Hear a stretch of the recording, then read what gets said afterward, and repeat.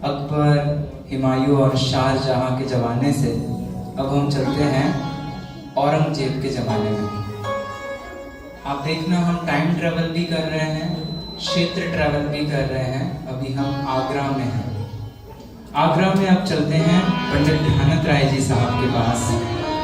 ध्यानत राय जी साहब एक इतने उच्च कोटि के विद्वान थे कि जैसे फैक्ट्री से सीधा माल लाकर हाथों तक देने का काम उनका था। कि साहब उस जमाने में काहे की फैक्ट्री थी? फैक्ट्री का मतलब है हमारे मूल ग्रंथ।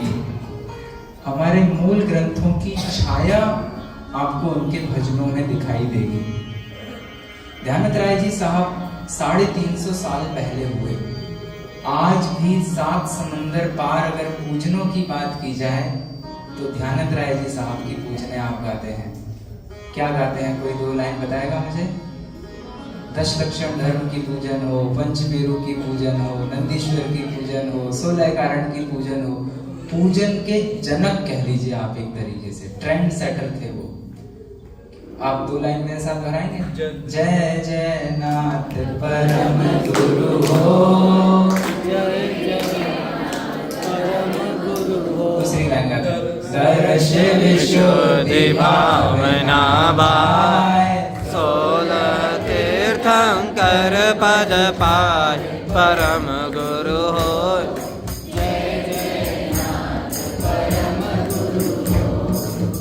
मास्टर थे वो लय के, उनसे अच्छा धुन का पक्का दुनिया कोई नहीं था। जो मैंने कहा, मूल गाथाओं को उन्होंने जन जन की वस्तु बना दिया। आपने एक गाथा सुनी होगी, जम सकई तम की रही। आपने एक छंद सुना होगा, कीजे शक्ति प्रमाण, शक्ति बिना सरधा धरे। सोचिए, आप मूल ग्रंथों की गाथाएं गुनगुना रहे हैं। छोटे छोटे बच्चे मूल ग्रंथों की गाथाएं गुनगुना रहे हैं। ये है हमारे कवियों की देन। आपने लगभग 350 भजन लिखे, 45 रचनाएं लिखी, 91 पुस्तकें लिखी। ध्यानत राय जी साहब करणान योग के चर्चा शतक नाम की एक पुस्तक है, जो अभी हम यहाँ नहीं लगाया है। चर्चा शतक में एक एक छंद में सद्गुणी हानि वृद्धि निबद्ध कर दी। मतलब आपको अगर सच में करणान योग के सिद्धांतों को याद रखना हो ना, तो आप पूरा 3 लोग का गणित उन्होंने गणित छंद में निबद्ध कर दिया है। आप सच में विचार करके देखिएगा कि क्या उनकी देन है। ऐसे ध्यानत राय जी साहब का एक बहुत सुंदर भजन हम आपके सामने लेकर आ रहे हैं, कर कर आत्म हितरे प्राणी। इसमें आपको मूल आचार्य कुंदकुंद देव के द्वारा रचित समयसार जी ग्रंथ पर जो कलश लिखे गए, उन कलशों की छवि दिखाई देगी। और बहुत करुणा भाव से पंडित साहब हमसे कह रहे हैं कि भैया तुम कौन हो, किसकी संगति में रति मान रहे हो? ये तो पुद्गल की पर्याय है, इसमें अपनापन क्यों कर रहे हो? तुम में तो चेतन की ज्योति है, तुमने उसको क्यों छोड़ दी है? और ऐसी वैसी चैतन्य ज्योति नहीं है। उसके सामने दीपक, रतन, चंद्रमा और सूर्य की ज्योति फीकी पड़ जाने वाली है। ऐसे तुम चैतन्य हो, अपने में अपनापन रखो तो तुम्हें परमेश्वर पद मिलेगा। ऐसा मैं नहीं कह रहा हूँ, ऐसी केवली की वाणी है। ऐसी केवली की वाणी सुनाने के लिए हमारे सामने उपस्थित हैं क्षमा जी। एक बार जोरदार कर आत्म हितरे प्राण। कर कर आत्म हितरे प्राणी,